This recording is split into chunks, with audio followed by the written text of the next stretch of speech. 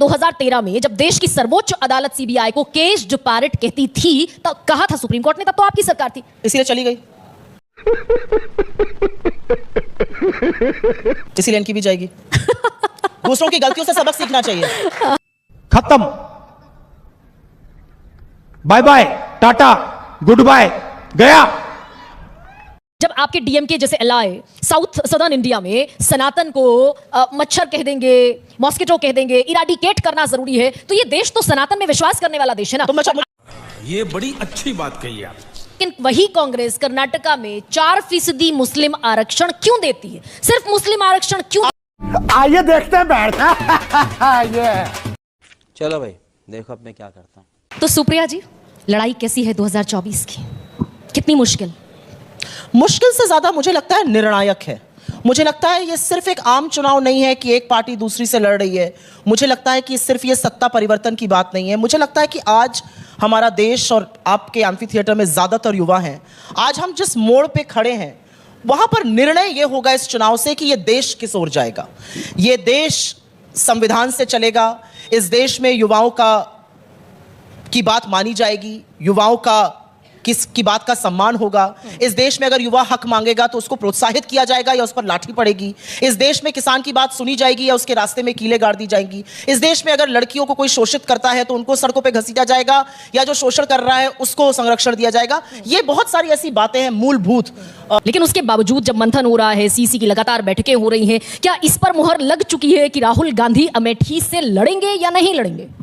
कांग्रेस और बीजेपी में एक मूल अंतर है, और एक मूल अंतर वो है कि हमारे यहाँ डिसीजन जो है वो दो लोग बैठकर आपस में डिस्कशन करके एक कप चाय कॉफी पीकर नहीं करते हैं। हमारे यहाँ कौन कहाँ से चुनाव लड़ेगा इसका भी एक प्रक्रिया है। उसमें पीसीसी जो प्रदेश कांग्रेस कमेटी होती है वो नाम भेजती है, स्क्रीनिंग होती है, और फिर सीईसी उस पर चर्चा करता है। सीईसी के अध्यक्ष खड़गे जी हमारे जो अध्यक्ष हैं वो हैं। आज राहुल जी से सवाल पूछा गया और मुझे लगता है मुझे इस बात का जवाब ही नहीं देना चाहिए, क्योंकि उन्होंने बहुत खुले तौर पर पहला सवाल पूछा। उन्होंने कहा, मैं जानता था पहला सवाल होगा, मैं कांग्रेस का एक कर्मठ सिपाही हूं, मुझे पार्टी जो आदेश देगी वो मैं करूंगा। नहीं, लेकिन ये थोड़ा सा विश्वास करने लायक सवाल नहीं है, विश्वास करने जैसी स्थिति नहीं है कि जिस घोषणा पत्र पर मल्लिकार्जुन खड़गे के साथ, कांग्रेस के घोषणा पत्र पर मल्लिकार्जुन खड़गे के साथ राहुल गांधी की तस्वीर है। राहुल गांधी इस समय सिर्फ वायनाड से सांसद हैं और ऐसे ही 52 सांसद और हैं कांग्रेस पार्टी में। तो अगर घोषणा पत्र पर मल्लिकार्जुन खड़गे के साथ राहुल गांधी की तस्वीर है तो पार्टी में उनकी इंपॉर्टेंस क्या है, इसे समझना बहुत मुश्किल नहीं है। पर गरिमा जी, ये तो मैं डिनाई नहीं कर रही हूं ना। मतलब राहुल गांधी से बड़ा चेहरा हमारा कौन सा है? राहुल गांधी से ज्यादा शिद्दत से, राहुल गांधी से ज्यादा ईमानदारी से, राहुल गांधी से ज्यादा बेखौफी से, राहुल गांधी से ज्यादा निर्भीकता से कौन लड़ता है मोदी सरकार से? राहुल गांधी तो उस हद तक सरकार से लड़ते हैं कि उनकी सदस्यता चली जाती है, वो अपना घर छोड़ देते हैं। राहुल गांधी उस हद तक लड़ते हैं कि उनको फर्क नहीं पड़ता कि उनको दुनिया क्या बुलाए, वो लड़ने को तैयार है। तो मुझे ऐसा लगता है कि ये डिबेट बेमानी है। तो हो जाना चाहिए। आपको क्या लगता है कि अगर पहले फैसला हो जाता तो जो काडर है, ग्रास रूट काडर, वो ज्यादा मेहनत से, उत्साह से काम बात खत्म करने दीजिए। Rahul Gandhi is our ideologue, he is my ideological fountainhead. मैं राजनीति में आज राहुल गांधी की वजह से हूं। मैंने करोड़ों की एक नौकरी इसलिए छोड़ी क्योंकि मुझे लगता है कि एक ये आदमी है जो लड़ रहा है उस देश के लिए जिस देश में मेरी आस्था है। तो मुझे इसमें कोई किंतु परंतु अपितु बिल्कुल नहीं है। वो हमारे सबसे बड़े नेता है, तो बिल्कुल हमारे अध्यक्ष जी के आप राजनीति में राहुल गांधी की वजह से हैं। तो सुप्रिया, ये बताएं कि आपके कंधों पर अब और बड़ी जिम्मेदारी आन पड़ी क्या? जितने आपके फायर ब्रांड प्रवक्ता थे, गौरव वल्लभ छोड़ गए, रोहन गुप्ता छोड़ गए, और नरोत्तम मिश्रा तो ये कह रहे हैं कि इस बीच में 1 लाख कांग्रेस के कार्यकर्ताओं ने, नेताओं ने बीजेपी ज्वाइन की। ये भगदड़ क्यों है? नहीं, मैंने तो सुना नरोत्तम मिश्रा की खुद की इतनी समस्या है कि वो कहीं कांग्रेस ना ज्वाइन कर लें, तो उनकी बातों पर इतना ध्यान मत दिया करिए। यही सब बातें कर रहे थे, हीरोइनों को जूम कर करके देखते थे, थोड़ा काम किया होता तो अपना चुनाव जीत जाते। मध्य प्रदेश में सरकार बन गई भाजपा के, नरोत्तम मिश्रा खुद ही हार गए। दीपिका पादुकोण को अगर कम जूम करके देखते, अपना काम करते। खैर चलिए, वो सारी बातें ये तो सच है ना कि आपके नेताओं में एक भगदड़ की स्थिति क्यों है? आपने एक बात बोली, फायर ब्रांड लोग छोड़कर चले गए। मैंने यहां पर कुछ देर पहले कहा था कि मैं राहुल गांधी को देखकर वैसी लड़ाई लड़ने में यकीन रखती हूं। अगर लड़ाई लड़नी है ना तो ऐसी लड़ो कि सामने वालों को निस्तो नाबूद कर दो। लड़ाई संशय में नहीं लड़ी जा सकती। मैं ये कहूं कि ये मैं ना कहूं, अगर मैं कहूं तो क्या मेरे इनकम टैक्स के पेपर खुल जाएंगे? तो चलो मैं ये नहीं कहता हूं, मैं ये कह देता हूं। ये लड़ाई वो वाली नहीं है, ये आर पार की लड़ाई है, ये सर कलम कराने की लड़ाई है। ये लड़ाई वो है। सुप्रिया जी, वो तो 10 साल से बोल ही रहे थे, गौरव वल्लभ हर बजट सेशन के बाद आ जाते थे, तो 10 साल में भी आईटी मैंने थोड़ा सा आईना मीडिया के बाकी साथियों को दिखाया था। मेरी बात तो पूरी होने दीजिए, आप बिल्कुल मुझे टोकिए मेरी सेंटेंस खत्म होने के बाद। मुझे ऐसा लगता है आखिरी बार जिस व्यक्ति का आपने नाम लिया उनको आपने टीवी डिबेट में कब देखा था? जब एक व्यक्ति को वो लगने लगे कि वो पार्टी की विचारधारा से बढ़कर है तो उसका श्रेयस्कर है चले जाना। मेरा अपना मानना है, अगर आप कांग्रेस में हैं, आपको लगता है आपके साथ कुछ गलत हो रहा है, आपकी आकांक्षाएं, आपकी अपेक्षाएं नहीं पूरी हो रही, आप लाइक माइंडेड पार्टी में जाइए, मैं समझ सकती हूं।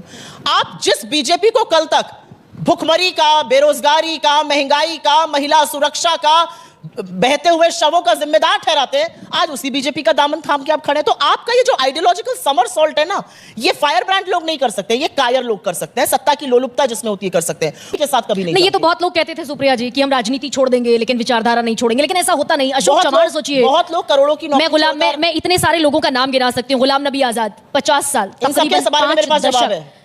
और अमरिंदर सिंह हो गए, कैप्टन अमरिंदर सिंह, अशोक चव्हाण जो हार्डकोर कांग्रेसी, और 14 के चुनाव से पहले मैं कुछ और नाम ले देती हूँ। आप 14 से पहले तो रीता बहुगुणा जोशी, जगदम्बिका पाल, कितने बड़े बड़े नेता कांग्रेस। मैं आपको इन सबका जवाब दे देती हूँ। आपने गुलाम नबी आजाद से शुरुआत करी। गुलाम नबी आजाद 4 दशक तक राज्यसभा के सांसद रहे, 4 दशक तक, 40 साल के ऊपर राज्यसभा के सांसद रहे। कौन सी और पार्टी उनको राज्यसभा में रखती? पहली बात। गुलाम नबी आजाद को पद छोड़े हुए, उनकी सदस्यता खत्म हुए 4 साल हो गए। आज भी सरकारी घर उनके पास क्यों है? आज भी एनएसजी का प्रोटेक्शन क्यों है? आपको लगता है उन्होंने विचारधारा के लिए कांग्रेस छोड़ी या उस सरकारी बंगले के लिए छोड़ी? दूसरा नाम अशोक चव्हाण, उनकी लड़की पर ईडी का केस था, उन्होंने ज्वाइन किया, उनको राज्यसभा मिली, लड़की को बीजेपी का टिकट मिला, कार्रवाई स्थगित हो गई। आपने अमरिंदर सिंह की बात करी, पंजाब का चुनाव चल रहा था, बीच चुनाव में अमरिंदर सिंह आके अमित शाह से क्यों मिल रहे थे? क्योंकि उनके लड़के के खिलाफ ईडी की रेड्स हो रही थी। अब ईडी की कोई रेड नहीं हो रही। आप बीजेपी का अगर दामन थाम लीजिएगा तो वो जो वॉशिंग मशीन मोदी जी दिन भर घर घर घर घर घर घर घर घर घर घर घर घर घर चलाते हैं, उसमें नहा धोकर साफ होकर निकल जाइएगा। और अगर आप हिम्मत दिखाइएगा लड़ने की तो आपके ऊपर लांछन भी लगाए जाएंगे, आपके ऊपर आरोप भी लगाए जाएंगे। और मैं एक बात यहां पे पत्र लेकर आए, बीजेपी कह रही है कि आप मुस्लिम लीग का घोषणा पत्र ले आए, जो 1936 में मुस्लिम लीग घोषणा पत्र लेकर आई थी। आप मुस्लिम तुष्टीकरण करते हैं, आपने 370 दशकों तक लटकाया, आपने राम मंदिर के निर्माण में बाधा पहुंचाई, कपिल सिब्बल ने सुप्रीम कोर्ट में कहा कि चुनाव के बाद इसकी हियरिंग होनी चाहिए। तो राष्ट्रवाद की जो पिच है उस पर कांग्रेस कहीं बहुत दूर दूर तक खड़ी हुई नजर नहीं आती क्या? और क्योंकि राष्ट्रवाद की बयार है इस देश में इस समय, बिल्कुल बेबुनियाद और वाहियात बात है ये, और इसलिए बेबुनियाद और वाहियात बात है। और थोड़ा हिस्टोरिकली इसको शुरू करती हूं।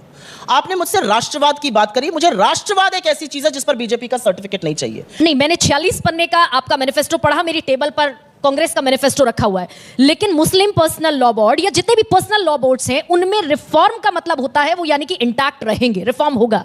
और संविधान हमारा यूनिफॉर्म सिविल कोड की बात करता है। तो क्या ये कॉन्ट्राडिक्टरी है? इस पर सुप्रिया क्या कहेंगी? एब्सोल्युटली कॉन्ट्राडिक्टरी नहीं है, बिल्कुल भी नहीं। मुझे कोई भी ये नहीं बता सकता कि मैं किस तरह से पूजा पाठ करूं, मैं अपना विवाहित संबंध कैसे निभाऊं, मैं किस तरह से खाना खाऊं, मैं किससे मोहब्बत करूं, ये मुझे कौन बता सकता है? ये आजादी मुझे मेरे संविधान ने दी है, ये आजादी मुझे भारत के एक नागरिक होने पे है। मेरा बच्चा कल को पढ़ लिख के जो भी बनना चाहे वो बने, जिससे शादी करना चाहे, जिससे ब्याह रचाना चाहे, जिस तरह का प्रोफेशन चूज करना चाहे, जिस तरह की पूजा पाठ करना चाहे वो करे। मैं हिंदू धर्म को मानती हूं, मैं रुद्राक्ष पहनती हूं, मैं बिना पूजा पाठ किए खाना नहीं खाती हूं, लेकिन क्या मेरी अपेक्षा सारे बच्चों से ये है? बिल्कुल नहीं। ये उनके, आपके और आपके आराध्य के बीच में, प्लीज लेट मी फिनिश। ये मुझे सर्टिफिकेट बिल्कुल सर्टिफिकेट की आपको जरूरत नहीं, कांग्रेस को सर्टिफिकेट की जरूरत नहीं है, लेकिन वही कांग्रेस कर्नाटका में 4% मुस्लिम आरक्षण क्यों देती है? सिर्फ मुस्लिम आरक्षण क्यों देती है? आपने ये सवाल उस दिन भी मुझसे एक दिन अपने शो पे पूछा था और मुझे बोलने का मौका नहीं दिया था, तो मैं आपकी जानकारी के लिए बता दूं, हम आरक्षण नहीं देते हैं।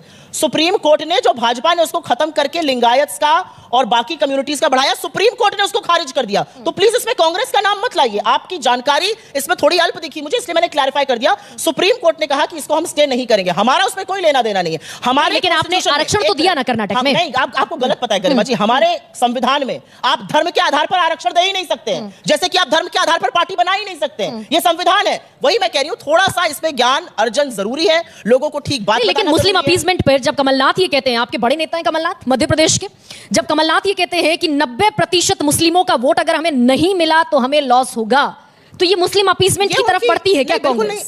अगर ये मुस्लिम अपीजमेंट है तो 80-20 शमशान कब्रिस्तान, लोगों के कपड़ों से पता लगा लूंगा कौन है, ये क्या है? ये कौन सा अपीजमेंट है? अगर ये गलत है तो वो भी गलत है, अगर ये गलत नहीं है तो वो कैसे गलत है? मैं पूछती हूँ, कांग्रेस का घोषणा पत्र जो सुप्रिया बता रही है कि 30 लाख नौकरियां भरी जाएंगी, युवाओं को अप्रेंटिसशिप मिलेगी, महिलाओं को 1 लाख रुपए मिलेगा, आप इस घोषणा पत्र में जितने वादे हैं उससे मुतमईन नजर आते हैं? क्यों मुतमईन नजर नहीं आते आप? हाँ बताइए, उधर अगर माइक पहुंचा सके तो। हाँ, उन्होंने बयान दिया था कि अमीर अमीर लोगों को बुलाया गया था। हाँ। और उन्होंने ऐश्वर्या राय को उतना भीड़ में कोट कर लिया था, इसका मतलब उन्होंने भी झूम करके देखा था। सबको दिखा दिया ना। कार सेवक को बुलाया गया था, क्या सभी कार सेवक अमीर हैं? वो गरीब नहीं थे। अब आप बोल लिए तो मैं बोलूंगी। हाँ सुप्रिया जी जवाब, आप बोल लिए। सुप्रिया जी जवाब दीजिए। उस पूरी प्राण प्रतिष्ठा में मोदी जी थे, अंबानी जी थे, रणबीर कपूर थे, आलिया भट्ट थी, रणवीर सिंह थे, तमाम फिल्म एक्टर्स थे।